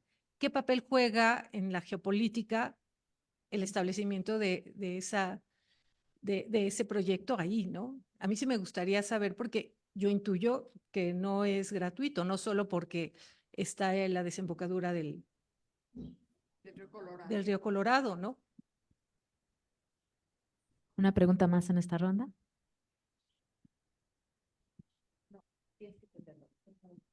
A ver, creo que, bueno, gracias. Estoy muy emocionada con el proyecto porque aborda justo uno de los, bueno, tiene muchos paralelismos, creo, con mi proyecto de Historia del Espacio Exterior en México en los 50, 60 y 70. Y uno de ellos es justo qué pasa con los proyectos tecnocientíficos que se gestan en la política y que no se llevan a cabo, ¿no? En mi caso lo veo en la Comisión Nacional del Espacio Exterior. Entonces, quisiera nada más como contarles un par de paralelismos que veo para que ustedes me cuenten, a lo mejor aprender un poquito de acá. Primero, algo que tiene que ver con la pregunta anterior. Sí, me pregunto si han visto algún rastro de miedo a la americanización. Lo pregunto porque está bueno, antes de este proyecto estuvo la estación de Empalme Guaymas del proyecto Mercurio. Entonces, cuando la inauguraron, Ricardo Monjes López tuvo que salir a decirle a la población que no se preocuparan, que iba a ser que Estados Unidos no iba a invadir México y que iba a ser un proyecto como civil, ¿no? Entonces, veo ese paralelismo entre, bueno, la frontera norte, la presencia de Estados Unidos con proyectos tecnocientíficos y la preocupación de la población de esas regiones por como una invasión norteamericana. Segundo, me pregunto si han considerado hablar de la exposición nuclear en la Olimpiada Cultural de 1968. Yo vi que hubo acá en la UNAM esta Olimpiada Cultural y me pregunto si este proyecto alcanzó a entrar en ese pabellón de nuclearidad en las Olimpiadas. Y ya para terminar, me pregunto si este proyecto ha cambiado su entendimiento de la categoría de nuclearidad respecto a sus trabajos anteriores. O me pregunto cómo va a cuestionar este proyecto a la historiografía nuclear que se hace en Europa o en Estados Unidos, porque siento que mucho de lo que se escribe ya respecto a la IAEA es como hicieron este megaproyecto y ahora cómo lo vamos a gestionar. Mientras que acá nos enfrentamos a cosas como corrupción, ¿no? O como falta de experticia o de dinero. Yo lo vi en mi proyecto sobre Comisión Nacional del Espacio Exterior. Eugenio Docurro termina acusado de corrupción. Entonces, eso mancha, creo, los proyectos espaciales en México. Ahora, sí, me pregunto cómo van a ustedes a cuestionar a esa categoría de nuclearidad. En mi caso, muy recientemente en un peer review, en un artículo, me dijeron que en México no había astropolítica porque no se llevaron a cabo proyectos. Y lo que yo respondí, lo que integré fue que astropolítica en México refiere a no indica la ausencia de iniciativas espaciales, sino que más bien explica la forma que tomó la astropolítica en países con escasos recursos económicos y tecnocientíficos, ¿no? Entonces, me pregunto si esta es una reflexión que ustedes van a integrar. La nuclearidad también debe integrar proyectos no consolidados y no fallidos, ¿verdad? Ciertamente. Así que gracias y felicidades. Gracias. A ver, sí, entre las dos podemos dar algunas respuestas satisfactorias. Bueno, respecto a la pregunta de Israel, es muy pertinente porque, como comenté, y como comentó Gisela, es una época en donde el Organismo Internacional de Energía Atómica tiene que volver a construir una justificación para su mera existencia, ¿no? Y la más obvia es abrir los mercados de las tecnologías nucleares, ¿no? Eso es muy obvio. Y obviamente el Organismo Internacional de Energía Nuclear, aquí con la preocupación de Luis, una de las razones por las que se crea es precisamente para limitar, para tener como un organismo que pueda promover los usos pacíficos de la energía nuclear y poder construir salvaguardas, inspectores, etcétera, que limiten la construcción de armas nucleares. El caso de Israel es fascinante porque en esta época, es decir, en los 60, bueno, recordemos que además Israel está gobernado por gobiernos bastante hacia la socialdemocracia, hacia el socialismo en esta época. Eh, Obviamente hay muchísima tecnología, asistencia técnica hacia Israel, hay una comunidad muy pujante y se ofrece o se trata de desarrollar este proyecto al mismo tiempo que el de México en Israel para distraerlos, por así decir, de la necesidad que ellos querían de tener un reactor nuclear. Entonces, la idea del Departamento de Estado y del Departamento de Interior de los Estados Unidos era que esos recursos y esa ambición por tener proyectos nucleares en Israel se concentrara en un proyecto con tintes no solamente propagandísticos, ¿no? Pero obviamente pacíficos, ¿no? Como es esto de agua para la paz y más bien inundar de agua los campos agrícolas de Israel, ¿no? Entonces, bueno, como ya sabemos, muchísimos de los proyectos de asistencia técnica hacia Israel, pero sobre todo los que tienen que ver con Francia y con Canadá, van a desembocar en lo que ya sabemos que es el desarrollo de armas nucleares en Israel, que son proyectos que va a desarrollar, pues bueno, de manera secreta en décadas posteriores, pero no en esta época. Me parecen súper buenas las recomendaciones que tú haces, Maritza. No sé no tratamos aquí el problema de la nuclearidad, pero sí hemos tratado en nuestros textos de enfatizar el papel que juegan los países receptores, ¿no? O sea, como se les llama en la asistencia técnica, y dotarlos de agencia, ¿no? Y de qué es cómo intervienen en todas estas agencias internacionales, en la forma en la que muchísimas de estas experticias y expertos que vienen de Asia, de África, de América Latina van a inundar estas nuevas agencias del desarrollo y en ese sentido también forman parte de esta como construcción. No abordamos aquí el problema de la nuclearidad, pero bueno, no sé si tú consideras que debemos de tocarlo. Y por supuesto, creo que dentro del contexto, esto que señalas tú del territorio específico fronterizo, en efecto, ahí hay una cosa que también deberíamos de puntualizar y como poner como parte más del contexto, ¿no? Porque es vital el lugar en donde se va a construir. A ver, de la nuclearidad. Hemos discutido la nuclearidad, que ese término lo inventa Gabriel Hedge, precisamente para hacer este termómetro de qué tan nuclear es un país, ¿no? Y sí lo hemos discutido, pero me parece que en este capítulo precisamente no hay que discutir eso. Nuestro tema va sobre lo que hablaba Edna, estas materialidades y también sobre estas promesas de futuro y cómo movilizan y qué dejan y qué se llevan, ¿no? Entonces, me parece que aquí sí no vendría al caso el tema. Y claro que esto es parte de la nuclearidad, es decir, una desalinizadora dentro. Esto es que quizá nos pasa esto. Como estamos escribiendo el libro, como que todo el tema de lo nuclear es el libro. Y entonces estas cosas son pedacitos que hay cosas que ya no decimos porque las vamos a decir o ya las dijimos. Entonces creo que es un problema de nuestra parte porque alguien tiene que ponerle nuevamente el texto. Pero bueno, sí, yo creería que no, o sea, no hay que hablar de nuclearidad aquí, ¿no? Por el tema que nos interesa.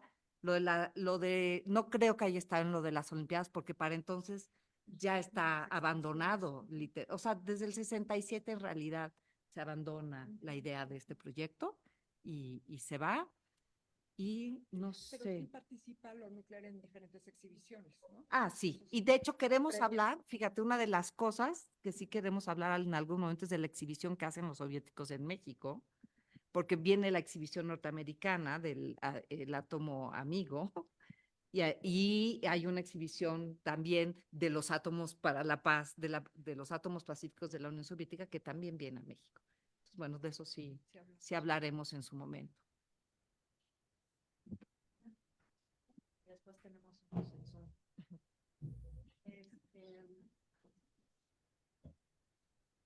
¿Se oye? Ya. Pues igual muchas gracias por esta presentación. Está muy interesante lo que están haciendo ahora.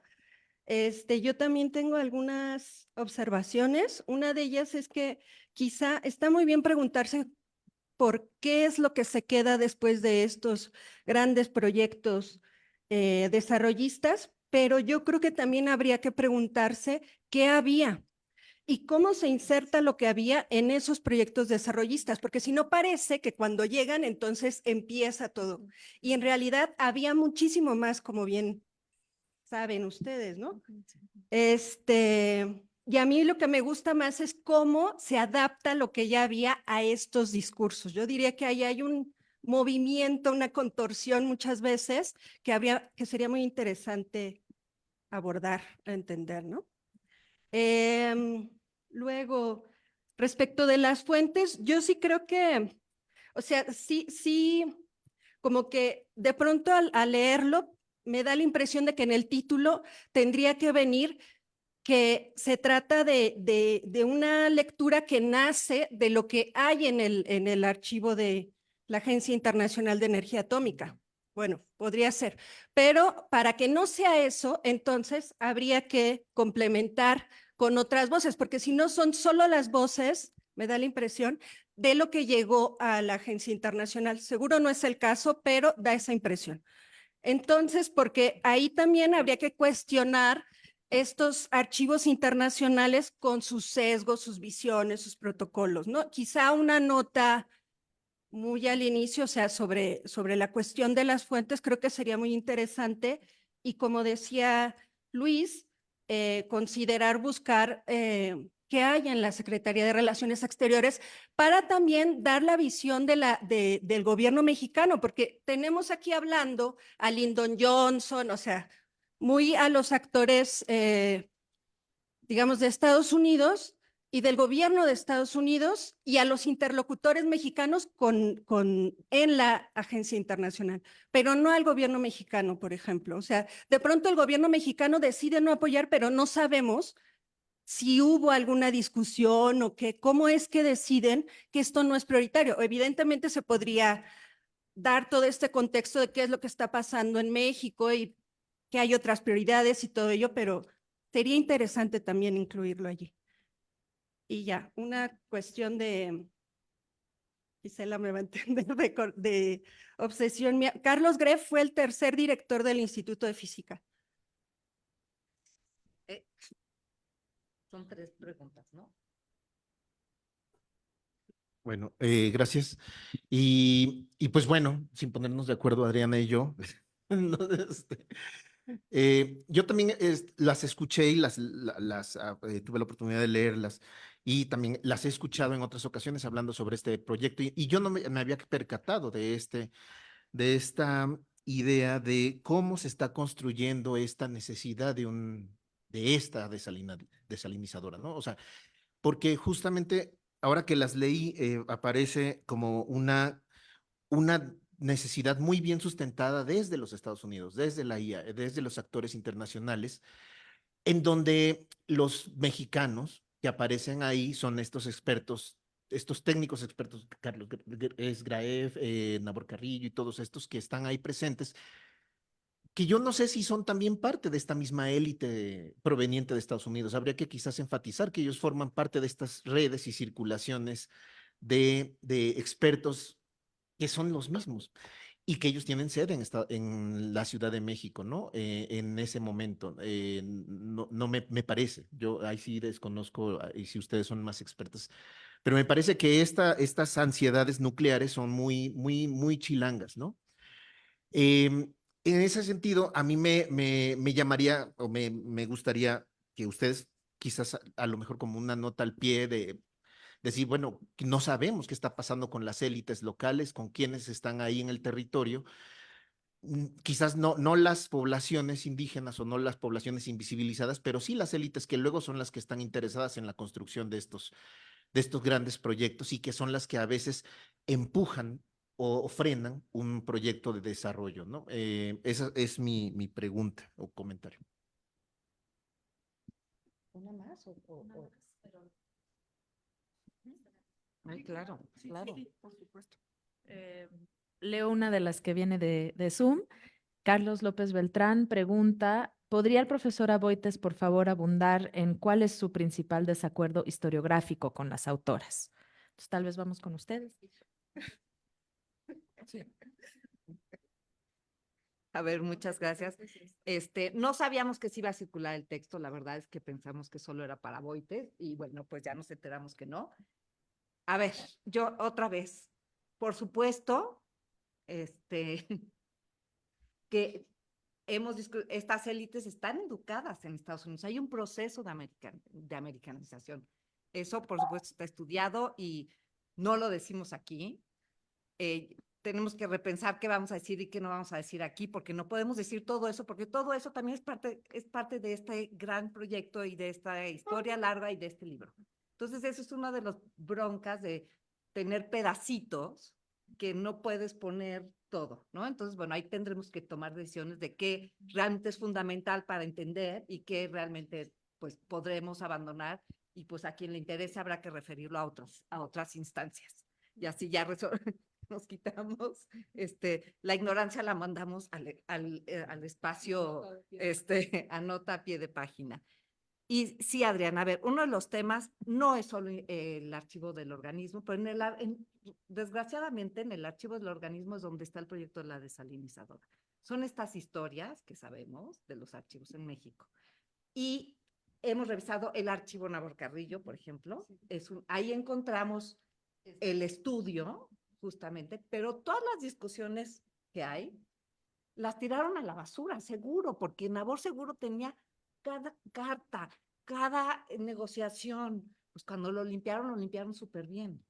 Como hacen, nosotros conocemos el caso de los físicos, como el caso Moschinsky, que tiraron todo lo que no importaba, ya estaba tan limpio el archivo que ya no había nada que hacerle al archivo, porque eran puras festejos y cosas así, ¿no? Efectivamente, Carlos Greff fue el tercer director del Instituto de Física, y pues eso quizás tendríamos que decirlo, además también para reposicionar a los físicos en esta historia, que creemos que en el libro justamente es lo que estamos haciendo. Vamos a hablar de estos físicos, de sus trayectorias, de su americanización, y no solo una visión desde los archivos desde el Organismo Internacional de Energía Atómica, sino de muchos más archivos. Y la desalinizadora, sí, yo creo que nos hace falta revisar más la Secretaría de Relaciones Exteriores, por supuesto, y lo que nos decía Boites, el archivo del agua, igual por ahí. Pero fíjense que una de las cosas que es como sorprendente en este proyecto es que es mucho un proyecto que se queda en un nivel muy restringido. No es que tampoco se vaya a la gran aprobación por las cámaras de los dos países. Como que es mucho papel en un cierto ámbito y de ahí no sale. Y eso también lo vuelve un proyecto, en ese sentido, pues con una cierta particularidad, ¿no? Y se muere en el papel, realmente. Ahora, movilizó estos dineros, efectivamente hay que sacar este dinero, que esté el Organismo Internacional de Energía Atómica en este proyecto, ya les dijimos que era para embarcarlos en el tema de la salinización, pero también recuerden que la relación de México con Estados Unidos, todo el tiempo en términos de lo nuclear, desde el principio el Organismo Internacional de Energía Atómica va a ser un mediador por el tema de la soberanía. Y México no quiere depender de los combustibles fósiles de Estados Unidos, es decir, el uranio enriquecido para cualquier proyecto de un reactor nuclear. Entonces ahí entra el organismo y juega el papel del tercero, que al final se lo compran a Estados Unidos, pero a través de, y nunca directamente, y así no generar dependencias directas, sino medianas, ¿no? Luis. Tu pregunta. Bueno, no debo contestar, don Carlos, pero bueno, mi desacuerdo historiográfico con las autoras tiene que ver que ellas se encierran mucho en las fuentes de los físicos. Y parece que los físicos nada más son físicos, pero son humanos. A mí me deja maravillado que no había pensado en el pleito probable entre los hermanos, entre Nabor y Antonio. Me parece que ahí los humaniza. Ahí vamos a ver a los físicos deseando, queriendo, odiando, envidiando. Ese es mi desacuerdo con ustedes. No, bueno, creo que aquí es bien interesante este comentario que haces de los hermanos. Curiosamente, Antonio va a ser un súper aliado, va a ser el aliado más importante de Nabor en la promoción de la energía nuclear. De hecho, él, con todos sus contactos dentro del gobierno, que son muchísimos, organiza lo que López Mateos, el presidente López Mateos, llama un golpe de Estado, que eso es cuando se organizan prácticamente todo su gabinete para apoyar el proyecto de Nabor Carrillo de construir el centro nuclear de Salazar, el que está aquí a la salida de Toluca. Tan es su aliado que muchas veces cuando los expertos, tanto locales mexicanos como los que están en Viena, en el organismo, como los que están en Estados Unidos, se desesperan ante la lentitud de las respuestas del gobierno mexicano, lo que hacen es reunirse en la embajada de México en Estados Unidos, que en ese momento el embajador era Antonio Carrillo Flores. Entonces era como su sitio, su guarida, donde cocinaban muchísimos de estos acuerdos, ¿sí? Era importantísimo, no había pleito, había pleito más bien entre Nabor Carrillo y Manuel Sandoval Vallarta, que ahí tenemos algunos recuentos bien interesantes del archivo estadounidense donde refieren las causas y las consecuencias de este distanciamiento entre estos dos, que creo que no porque sean, en primera, no son más que científicos, son primero antes que nada ingenieros, pero son políticos, son diplomáticos, no, juegan en todas estas arenas, como señaló Gisela, y uno de los focos de experticia y de poder político más grande que observamos en este caso específico de la desalinizadora es el de las hidrocracias, que ya mencionó Gisela. Los expertos de la Secretaría de Recursos Hidráulicos son impresionantemente capacitados, son gente que está a la altura de los expertos en hidráulica de los Estados Unidos, en meteorología, son gentes que se van a estar hablando de tú a tú. Hay una gran simetría en términos de conocimiento, se respetan como expertos. Y esto lo vemos, de los indicios más bonitos es cuando se empiezan a tratar, tú ves cómo los expertos estadounidenses o que están en Viena se tratan todos Tom y John y Edward, ¿no? Todos se conocen toda la vida y en cambio es el doctor Carrillo, el doctor Greff. Y dentro de poco empiezan, oye Carlos, oye Nabor, oye, ¿no? Y es parte de que son parte de estas élites, pero sí creo que el decir que son élites científicas, quizás eso es algo que nos falta y es muy buen comentario, son élites políticas, juegan en esto, son ingenieros, pero precisamente por ser ingenieros son políticos, ¿no? O al revés, ¿no? Entonces creo que eso haya que... A ver, a los ingenieros les fue muy mal en la política. A ustedes les ha ido muy mal en la política, a los físicos también. Dos ejemplos, dos ejemplos. A ver, Alfonso Robles, ¿o cómo se llamaba? García Robles fue el primer premio Nobel mexicano. Y se ganó el premio Nobel porque controló a los ingenieros. Porque se firmó el Tratado de Desarme de América Latina. ¿Sí? No me digan que los ingenieros estaban muy contentos con ese tratado. Bueno, y lo segundo, pregúntenle a los ingenieros que sobreviven el desastre que fue para ellos la desaparición de la Secretaría de Recursos Hidráulicos en 76. ¿No? Esa es una verdadera épica para atrás. Y ahí les fue, los ingenieros mexicanos no se han repuesto de eso, no sé si los físicos, pero por ahí.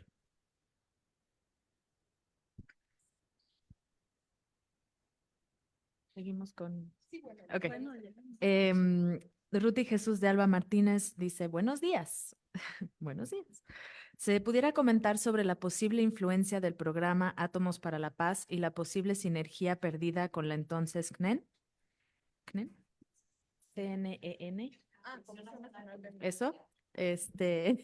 También sobre el proyecto de desarrollo de centrales electronucleares dirigido por Eben Schultz, que propició la impresión de varios materiales de divulgación en la CFE. Gracias.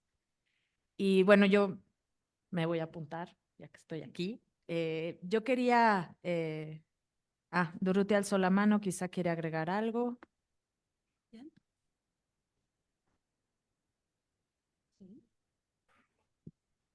No sé. ¿No? Buena tarde, casi tarde. Sobre lo que comentaba la doctora Suárez, no sé si han identificado para el caso nuclear algún personaje similar a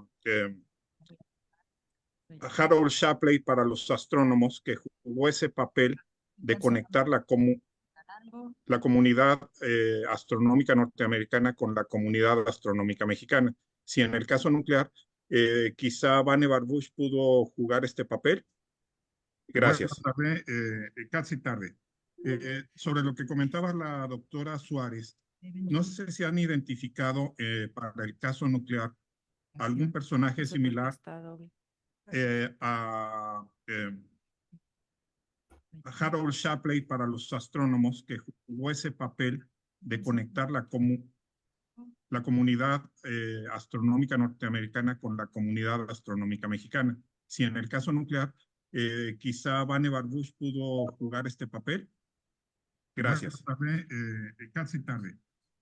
Sobre lo que comentaba la doctora Suárez, No sé por qué se han identificado para el caso nuclear algún personaje similar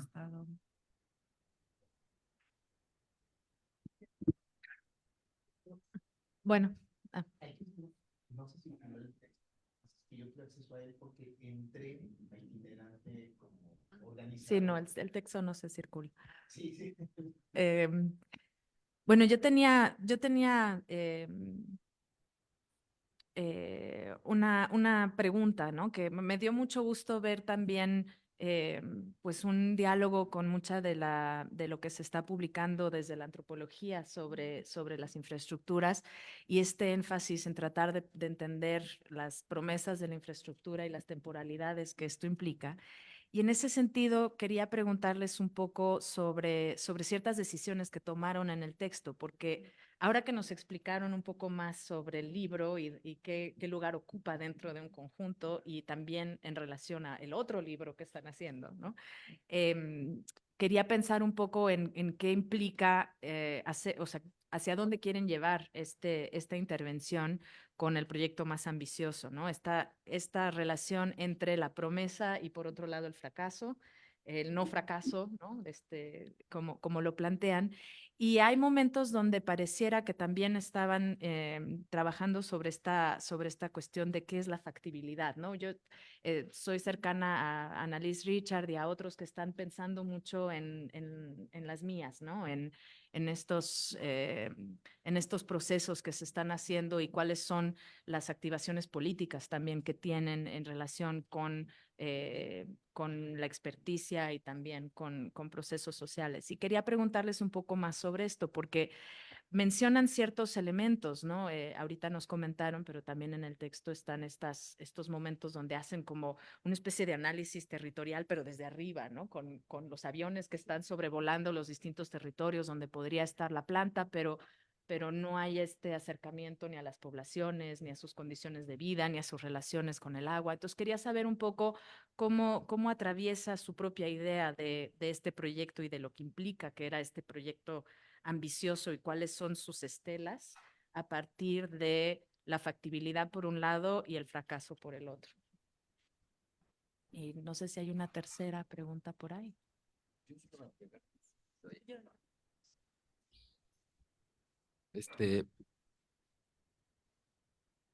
Lo del fracaso me interesa muchísimo.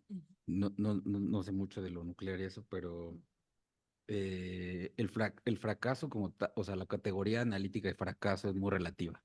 O sea, o sea, según los criterios que uno utilice para, o sea, puede ser fracasado para algunas cosas, pero no. En términos de repensar o problematizar el fracaso, no valdría la pena ser muy explícitos en qué sentido esto no es un fracaso, no es un proyecto fracasado. Específicamente me quedé pensando mucho en cuál fue el destino del expertise que se generó o sea, todo lo que ustedes refieren como materialidad, bajo la noción de materialidad. A lo mejor puede flexibilizarse eso y decir expertise, cómo es material, o burocracias, organización social, institucional. No quiero decir que incluyan todo eso, pero ser mucho más explícitos en eso. Gracias. Mira, aquí tengo. Bueno, antes que nada, una disculpa, me voy a tener que ir en 5 minutos, pero empiezo Gisela puede contestar algunas preguntas. Bueno, voy a empezar por la pregunta que tú haces y que tiene que ver con lo del fracaso. Este proyecto, así grandote de lo nuclear y qué significa, ha pasado por muchas etapas, como ya decía, pero creo que este proyecto, en específico el caso de estudio de la desalinizadora, nos ha puesto a pensar de nuevo el fracaso y también la noción y cómo pensamos y cómo tenemos que pensar los historiadores la temporalidad, ¿no? Entonces, es claro que hay una temporalidad para los desarrollistas, que es esta flecha del tiempo que decía Nehru, que va en una sola dirección, ¿no? Pero esa no puede ser la flecha del tiempo que utilizamos los historiadores, ¿no? Entonces, nuestras interpretaciones, por supuesto, se sustentan en estos procesos, pero también los cambian y los vemos, y después de esas interpretaciones construimos nuevos presentes y nuevas formas de leer ese pasado, ¿no? Entonces, estamos ahorita a punto como de darle como esta reflexión así general de qué queremos decir respecto al tiempo y de cómo se debe de pensar. Los antropólogos y los sociólogos que están pensando últimamente el desarrollo, nos fascina la idea de pensar a las infraestructuras también como las ruinas arqueológicas del desarrollo, por ejemplo, ¿no? Como ruinas arqueológicas, y por eso la pregunta aquí de, ¿y qué pasa cuando ni siquiera quedó una ruina? ¿No? ¿Dónde están estos recursos? Porque no nos podemos quedar en lo simbólico o en el discurso, cuando hay tantos millones de pesos, miles de pesos de la época invertidos, cuando hay gente que viajaba, cuando hay papeles escritos, cuando hay esfuerzos, ¿no? Y bueno, un poco, pues, ¿dónde están en qué aterrizan todos estos proyectos? Bueno, realmente es impresionante la cantidad de experticias que requiere un Estado moderno. Y un Estado moderno en el siglo XXI es impresionante. O sea, tenemos una de las comunidades más respetadas a nivel mundial de sismología, de hidrología. O sea, todas estas experticias, podemos decir tú dices, bueno, los ingenieros fueron fracasados. Habría que cuestionar en qué sentido o fueron olvidados o marginados, pero están presentes en el desarrollo urbano, están presentes en toda esta materialidad que nos rodea, en el segundo piso, en el Tren Maya, o sea, por supuesto que son proyectos, muchos de ellos que no los estoy mencionando como haciendo una apología, pero esa materialidad descansa en esas experticias, ¿no? No en las de los que nos ponemos a reflexionar, tal vez solamente en la parte simbólica. Y creo que, por ejemplo, en este proyecto, es muy impresionante cómo en el lapso de 2 años que dura el grupo de estudio, Gisela y yo de repente veíamos una proliferación. Empiezan con decir, cada gobierno que nombre 4 expertos en 4 áreas: agua, electricidad, lo nuclear y la desalinización. Pues estaba muy fácil. Y al siguiente reunión, y a la siguiente, ya eran sismólogos, demógrafos, climatólogos, meteorólogos, expertos en hidrología, expertos en arqueología, en esto, en lo otro. Entonces, creo cuando volteamos a ver lo que es como las experticias que produjo esas décadas del desarrollo, creo que es una de las cosas más quizás visibles, más permanentes, ¿no? Que vienen de esa época. Bueno, yo voy quiero decir algo de las infraestructuras que valdría la pena, además hay que trabajar, que también las infraestructuras crean identidad. Y entonces se tiene que apelar al pasado para hablar del futuro, ¿no? Y eso hay que trabajarlo, sobre todo las que se construyen.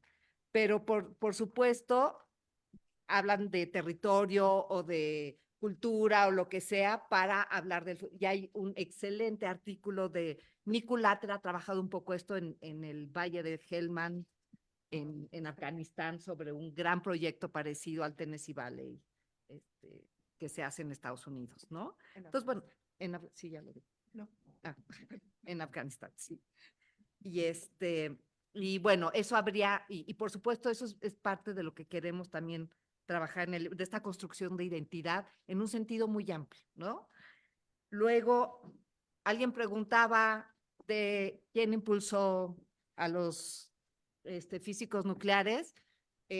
Como Adriana Minor sabe perfecto, esta historia va hacia a la historia de los físicos, y son los físicos que les compran un acelerador Van de Graaff y los impulsan a ser nucleares. Es una historia interesante, participa por supuesto alguien que se llama William Wegner. Sandoval Vallarta no es especialmente, yo no lo ligaría con la energía nuclear, con el discurso de los físicos nucleares. Él viene de otra historia, él viene de los rayos cósmicos y además se va a pelear efectivamente con Nabor Carrillo. Y de la mecánica cuántica, sí, o sea, viene de otra línea. Sin embargo, el Instituto de Física va a crear una comunidad y se va a consolidar en torno a un Van de Graaff que tiene que ver con la física nuclear. Entonces, no viene un Shapley, pero hay un par de artículos de Eduardo Ortiz sobre cómo está esta misión de Birkhoff para ver qué tipo de ciencia hay en qué partes de América Latina y cuál es la que se va a incentivar. Y Shapley es parte del resultado de esa misión de Estados Unidos, ¿no? Y ya en los años 50, el Michigan Memorial Phoenix Project, que es un proyecto que está en la Universidad de Ann Arbor, en Michigan, va a ser un enorme promotor para educar a estos ingenieros nucleares, que la idea es que sean capaces de tener licencias para manejar reactores nucleares de investigación. O sea, tú puedes movilizar estas tecnologías, pero necesitas quien las sepa usar, y se necesitan licencias para poder prender un reactor de investigación y, por supuesto, uno de energía eléctrica, ¿no? No cualquiera aprieta el botón de encendido. Es una formación mucho más profunda. Y lo de la Comisión Nacional de Energía Nuclear, bueno, claro, Átomos para la Paz, de las cosas que va a promover es que se tienen que crear comisiones nacionales de energía nuclear en todas las partes del mundo, justamente para crear el mercado y no nada más eso, sino el espacio regulador del uso de dichas energías. No sé. Pues muchísimas gracias. En realidad ya llegamos al final del tiempo que tenemos para la sesión. Muchísimas gracias, Gisela, y pues Edna, que se tuvo que ir, pero que Y también a Luisa Boites por sus comentarios y a todos ustedes por sus preguntas y por estar acá. Tenemos nuestra próxima sesión de abril, que todavía no está programada la fecha, pero estaremos en comunicación pronto y les mandaremos la información para que puedan venir y conectarse. Y gracias a todos.